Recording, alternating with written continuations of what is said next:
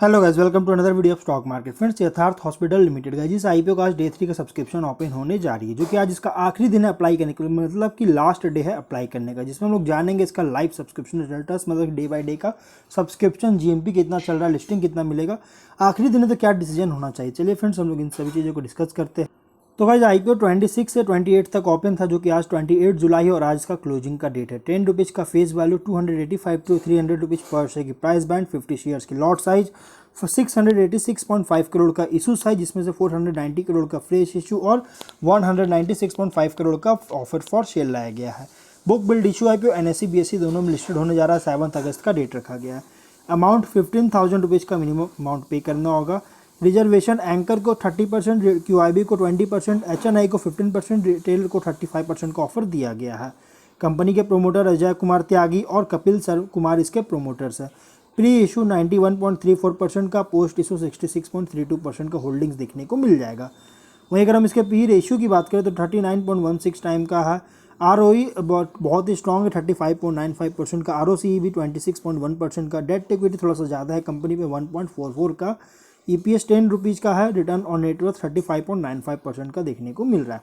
लेकिन कंपनी का जो ऑब्जेक्ट है ना, ये एक बहुत बड़ा पॉजिटिव है इस कंपनी के लिए कि कंपनी पर जो लोन है उसको रीपेमेंट करना चाह रही है।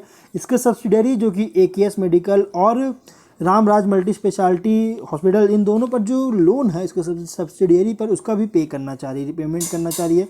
इसके 2 हॉस्पिटल है, जो कि नोएडा हॉस्पिटल और ग्रेटर नोएडा हॉस्पिटल, इसके लिए भी कैपेक्स वगैरह एक्सपेंस करना चाह रही है।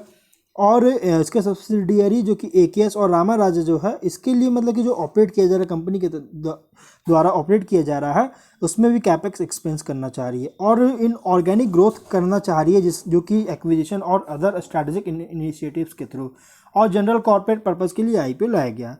अगर हम सब्सक्रिप्शन देखेंगे गाइस, तो यहाँ पे टोटल सब्सक्रिप्शन देखते हैं पहले, जो कि अराउंड क्यूआईबी से 0.29 टाइम का। और क्यूआईबी उतना कुछ खास अभी सब्सक्राइब नहीं किया, क्योंकि क्यूआईबी जो होते हैं ये आखिरी के दिन में अप्लाई करते हैं। तो आज देखिए, आज इसका आखिरी दिन, तो अब देखना ये जरूरी होगा कि क्या इस आईपीओ में क्यूआईबी कैटेगरी जो है सब्सक्राइब करते भी है या नहीं।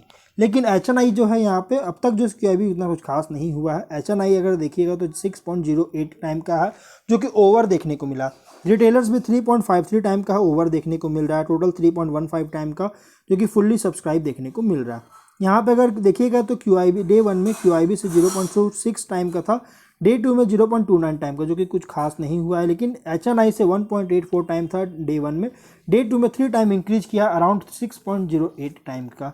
रिटेल भी 1.33 टाइम था डे 1 में, डे 2 में 3.53 टाइम का इंक्रीज किया है, देख सकते हैं लगभग 2 टाइम से भी ज़्यादा यहाँ पे इंक्रीज हुआ है।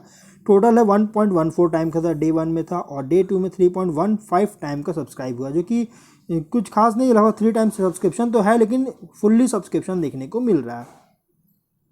अब क्या किया जाए, देखिए 2008 में इनकॉर्पोरेट किया गया था। कंपनी जो है so multi care hospital chain है। इसका मतलब कि ये कंपनी जो है सो जो ऑपरेट हो रहा है, ये सुपर स्पेशलिटी हॉस्पिटल के थ्रू जो है सो ऑपरेट किया जा रहा है, जो कि इसका बिजनेस सिर्फ दिल्ली एनसीआर में है। मतलब कि इसका एक बहुत बड़ा ड्रॉबैक है कि दिल्ली एनसीआर में सिर्फ इसका बिजनेस है अभी के लिए। प्लस जो कि नोएडा, ग्रेटर नोएडा, नोएडा एक्सटेंशन, उत्तर प्रदेश में इसकी बिजनेस है। जो हॉस्पिटल जो लोकेट है गाइस, नोएडा एक्सटेंशन हॉस्पिटल जो है, ये अराउंड 450 बेड्स है और one of the largest hospital है इस एरिया में। यथार्थ हॉस्पिटल जो है, ये अलग अलग एम्यूनिटीज़ और फैसिलिटीज़ भी अपने पेशेंट्स को प्रोवाइड करती है। इसके हॉस्पिटल के जितने भी मतलब कि एसेट्स है गाइस, अभी मतलब कि एनएबीएच से जो है सो एक्रेडिटेड किया गया है। और एक जो ग्रेटर नोएडा और नोएडा एक्सटेंशन में है, ये भी एक्रेडिटेड किया गया है एनएबीएल की तरफ से। हॉस्पिटल जितने भी नेसेसरी इंटरनेशनल क्वालिटी स्टैंडर्ड्स होते हैं ना, वो सब जो कि ज़रूरत होती है, वो सभी को कॉम्प्लाई करती है अपने पेशेंट्स को, जिससे कंपनी जो है सो पेशेंट्स को सेफ्टी और रिकवरी इंश्योर कर सके, उसके लिए इंटरनेशनल क्वालिटी स्टैंडर्ड्स जो है सो प्रोवाइड करती है। कंपनी का जो है अगर देखा जाए तो लगभग जो है recently company 305 bedded multi speciality hospital भी ओरछा मध्य प्रदेश में एक्वायर किया था, ताकि अपने ऑपरेशन और सर्विस को एक्सटेंड कर सके। इसके 370 डॉक्टर्स की टीम है इस कंपनी में, जो कि हेल्थ केयर सर्विस जो है सो लगभग अलग अलग स्पेशलिटीज़ और सुपर स्पेशलिटीज़ में जो है सो ऑफर कर रही है। इसका सुपर स्पेशलिटी और सेंटर ऑफ एक्सीलेंस भी है इस हॉस्पिटल का, इसका हॉस्पिटल का, जिसमें इंक्लूड है guys centre of medicine, centre of general surgery, centre of gastroenterology, centre of cardiology, centre of nephrology, urology, फिर centre of pulmonology, centre of neuroscience, centre of paediatrics, centre of gynaecology और centre of orthopaedics, spine and rheumatology, इस सभी मतलब company के जो centre of excellence और super speciality है इस कंपनी इसके हॉस्पिटल्स का। यहाँ पे फिनेंशियल देखिएगा तो 19 में 256 करोड़ का एसेट्स, 102 करोड़ का रेवेन्यू और 3 करोड़ का प्रॉफिट है। 20 में 287 करोड़ का एसेट्स, 146 करोड़ का रेवेन्यू, 2 करोड़ का लॉस था। और यहाँ पे 21 में 308 करोड़ का एसेट्स, 229 करोड़ का रेवेन्यू, 19 करोड़ का प्रॉफिट। 22 में 426 करोड़ का एसेट्स, 402 करोड़ का रेवेन्यू और 40 करोड़ का प्रॉफिट देखने को मिल रहा है। 23 में 485 करोड़ का एसेट्स, 523 करोड़ का रेवेन्यू और 65 करोड़ का प्रॉफिट है। डेट है 263 करोड़ का। यहाँ फिनेंशियल अगर देखिएगा इस तो 20 में कंपनी के जो रेवेन्यू है, प्रॉफिट है, बहुत ज़्यादा फॉल देखने को मिला था। प्लस 21 में भी देखिए तो अच्छी ग्रोथ, उसके बाद कंपनी जैसे बहुत स्ट्रॉन्ग ग्रोथ देखने को मिल रहा है।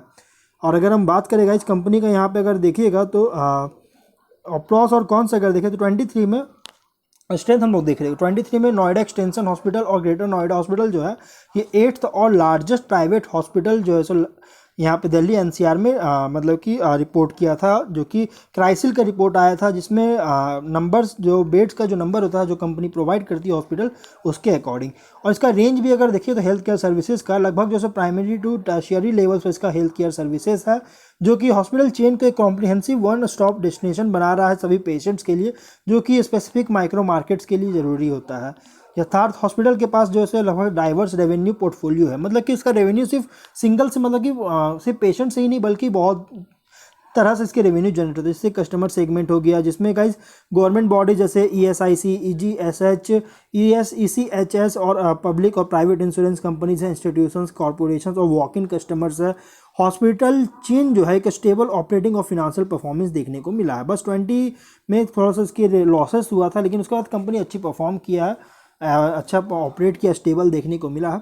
यहाँ पे इसका जो सक्सेस है गाइस, ये रॉबस्ट ऑपरेशनल एफिशिएंसी जो है अचीव किया है अपने क्लिनिकल और एडमिनिस्ट्रेटिव फंक्शन, जो कि कॉन्टिन्यूअल प्रोसेस इनोवेशन और मेंटेनिंग इकोनॉमीज ऑफ स्केल को ऑप्टिमाइज वगैरह करके इसके थ्रू जो है सो मतलब कि रॉबस्ट ऑपरेशनल एफिशिएंसी जो है सो किया है कंपनी ने। इसका फ्यूचर प्लान भी बहुत ही स्ट्रॉन्ग है, जिसमें कंपनी नए स्पेशलिटीज़ को अपने एग्जिस्टिंग हॉस्पिटल के लिए मतलब कि प्रोवाइड करना चाह रही है, जिससे जैसे रेडिएशन थेरापी ऑन्कोलॉजी डिपार्टमेंट में ऐड करेगी नोएडा एक्सटेंशन और झांसी ओरछा लोकेशन पे। हॉस्पिटल चेन भी एक स्ट्रैटेजिक लोकेशन पे है, जो कि नोएडा इंटरनेशनल एयरपोर्ट के आसपास है, जो कि प्रपोजल लेके आया है। और ये मतलब कि जिससे मेडिकल टूरिस्ट को जो सर्विसेज वगैरह चाहिए होता है वो एक्सेसिबिलिटी को इन्हेंस कर सके। लेकिन रिस्क क्या है कि इसका ऑफर प्राइस, मार्केट कैपिटलाइजेशन से लेकर रेवेन्यू जो मल्टीपल हो रहा है, प्राइस टू अर्निंग रेशियो वगैरह, एबिटडा जो है इस ऑफर प्राइस के अकॉर्डिंग, तो जो कि गाइज एक मतलब कि मार्केट प्राइस पर जो है सो एक्यूरेट जो है सो रिफ्लेक्ट नहीं कर पा रही है लिस्टिंग और फ्यूचर के लिए। यहाँ पे हाई फिक्स्ड कॉस्ट इसका भी है, जिससे इसके बॉटम लाइन में बहुत ज़्यादा इम्पैक्ट पड़ा है। सब्सिडीज़ भी यहाँ पे देखिएगा तो बहुत ज़्यादा जो सो पास्ट में लॉस देखने को मिल रहा है, जो कि रिपीट कर सकती है। ऑपरेशनल एक्टिविटीज़ भी सिर्फ सेंटर में है, जो कि दिल्ली एनसीआर में जो मैंने भी कुछ टाइम पहले ही बताया था। एक कंसिडरेबल पार्ट जो होता है फंड्स का जो रेज करना चाह रही है ना ये नए शेयर का इशू करके, जिसकी वजह से यहाँ पे मतलब कि झांसी ओरछा हॉस्पिटल के लिए और ये मतलब कि बाकी सबके लिए जो है 20 से 22 तक जो सो अभी भी इनएक्टिव देखने को मिल रहा है, जो कि झांसी ओरछा हॉस्पिटल जो है इनएक्टिव था 20 से 22 तक, और इसके लिए फंड रेज करना चाह रही है, जिसके वजह से गाइज मतलब कि फिनेंशियल लॉसेस हो सकता है 23 में। और यहाँ पे बिजनेस भी जो है इसका मतलब कि निगेटिवली इम्पैक्ट कर सकता है फिनेंशियली और ऑपरेशनली, अगर इसका हॉस्पिटल चेन जो है मतलब कि लाइसेंस, रजिस्ट्रेशन, परमिट्स वगैरह टाइमली मैनर पर ऑब्टेन या रिन्यू नहीं करा पाती है, तो बहुत ज़्यादा इम्पैक्ट पड़ सकता है। इसका बिजनेस ऑपरेशन भी बहुत ज़्यादा डिपेंडेंट है गाइस, फिनांसिंग जो कि करती है बैंक और फिनेंशियल इंस्टीट्यूट जो फिनांस कर रही है उस पर बहुत ज़्यादा डिपेंडेंट है। और अगर हॉस्पिटल चेन इस चीज़ को सिक्योर एडिशनल फिनांसिंग जो है अपने फेवरेबल टर्म्स पर सिक्योर नहीं कर पाती है, तो कंपनी का जो ओवरऑल फिनेंशियल कंडीशन है निगेटिव अफेक्ट कर सकती है।